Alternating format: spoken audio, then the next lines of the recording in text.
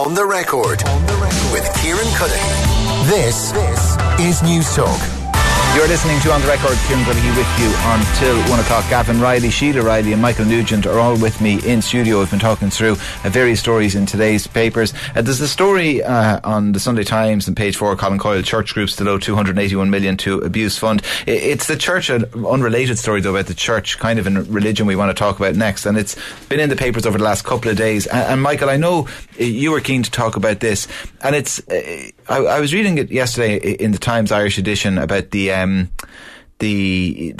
issue about teaching religion and opting out of religion in ETBs. These are the state-run secondary schools. Now, before we get into the problem, you might explain to me, like, I understand saying if you're in a voluntary school, if you're in the CBS or a presentation or whatever it happens to be, fairly straightforward. You've got faith formation classes that most of us had when we were in those schools right the way through. If you were in an ETB, like what were the techs or whatever it happened to be in your town, do they have faith formation classes, or is it just the kind of the broad generic religious education class? Well, we've a unique education system in Ireland where the state doesn't run education. It cedes control of the schools to private bodies mostly, and so they're mostly religious bodies, so they would have a Catholic ethos in 90% of the cases. Now the ETB schools, which are they're the old vocational education committees, education and training boards they are now, and essentially they're supposed to be the state-run alternative, but some of those schools have deeds of trust negotiated with the Catholic Church where they're obliged to give faith formation as well as the state curriculum. They're obliged to give faith formation, religious instruction and religious worship. I see. Now they were historically, because Ireland was a much more homogenous country years ago, they had interpreted that as just doing it for everybody, giving faith formation to everybody in the school. But what's happened now is the department is telling them, no, you can't interpret it that way anymore.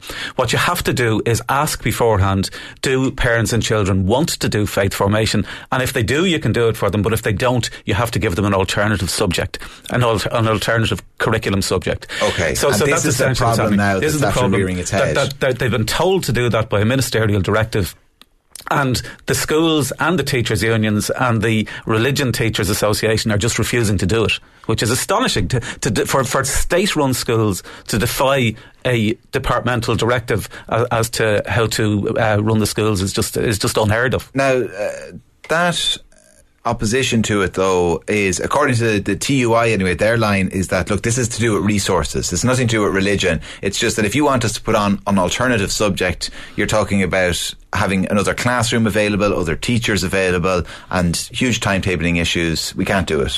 Yeah, and that would be the case if that was what was being asked, but it's not. They're not being asked to add an extra subject into the curriculum. What they're being told is find out before you do the curriculum what the parents and children want, and then design a curriculum around those desires, in the same way as if some kids want to do French and some want to do German, you just design the curriculum around it. So it's a reallocation of the existing resources. Now, there may well be cases in which it would be difficult in certain schools, and that would have to be addressed and overcome on a case-by-case basis. But that's not what the teachers' unions are doing. They're not saying we'll try to implement it, and in cases where we can't, we'll have to negotiate something. They're just saying we just won't implement it. We're going to instruct our members to not even try to implement it. And that's the important thing. It's not just a policy issue. It's breaching the human and constitutional rights of parents and children to freedom of conscience. You have a constitutional right to opt out of religion. In the same way as if there were schools that were actively teaching children that there's no God and people wanted to opt out, people would immediately realise that you can't just say we're not going to implement that, we're going to teach children there's no God. And that directive was to take effect as of now, the new academic year. But what the situation, as you understand, is most of these schools, if someone says they want to opt out, it's just going to be that thing of sitting in the back of the class and just do your homework. Or sitting in a different class. We met the Department of Education along with, that's Atheist Ireland, met the Department of Education when they were putting this together, along with, we have allies in the Ahmadiyya Muslim community and the Evangelical Alliance of Ireland who are also discriminated against on this basis. So the three of us were meeting the department as they were putting that directive together. We got the assurances that it would happen. We got the assurance that they would stand up to any rebellions against it.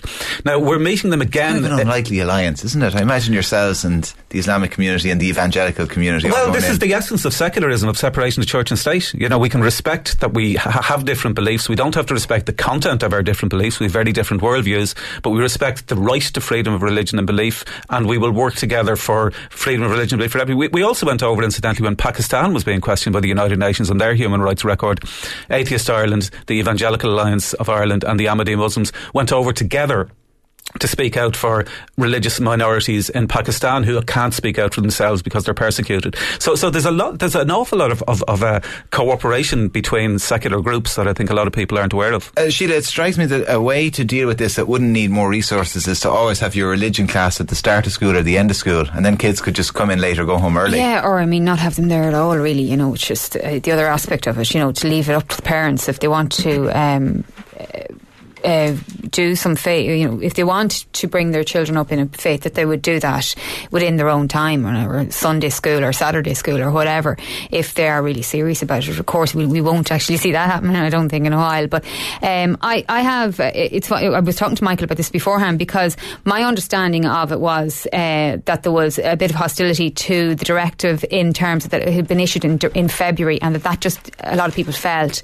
did not give them time to get their ducks in a row for this September, and that it was just kind of issued as a sorted out, and basically that they weren't given the resources or the detail that they felt, that schools felt they needed in order to actually implement this. Now, Michael is right in a way. He says that that's just kind of just a dodge, essentially, is what you were saying, Michael, and there certainly is a point with that. But I think myself, it is, that it's in the school's interest to sort something out here in regards to this, and to facilitate this in some way for people.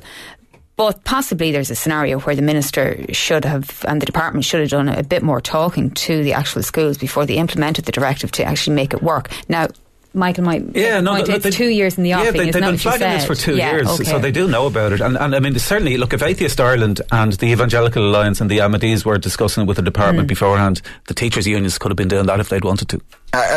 Gavin, it strikes me as well that the church knows that you'll have people, maybe, I suppose, like Michael, who will feel very strongly about this. You'll have people who feel very strongly about the faith formation, who are in favour of it. And then you have a huge cohort of people kind of in between who will send their kids to the local national school. They maybe don't, I suppose, invest a huge amount of thought in what the ethos of the school, or whether it's an ETB, a voluntary school, an educate together, it's non-denominational. Entirely for convenience. And they go through and they do the sacraments and they don't really think about it. And the church knows that if they actually had to stop and think about it, probably a lot less of them would be going to First Holy Communion. Which might be then a little bit why it's so difficult to do this, because as Michael identified at the start, the state controls almost zero schools, either primary or secondary, with the exception of these ETB secondary schools. It controls virtually none around the country, and it cedes the patronage in almost universally to the Catholic Church, and therefore you can't really expect the Catholic Church not to use its own facility to try and spread its own faith.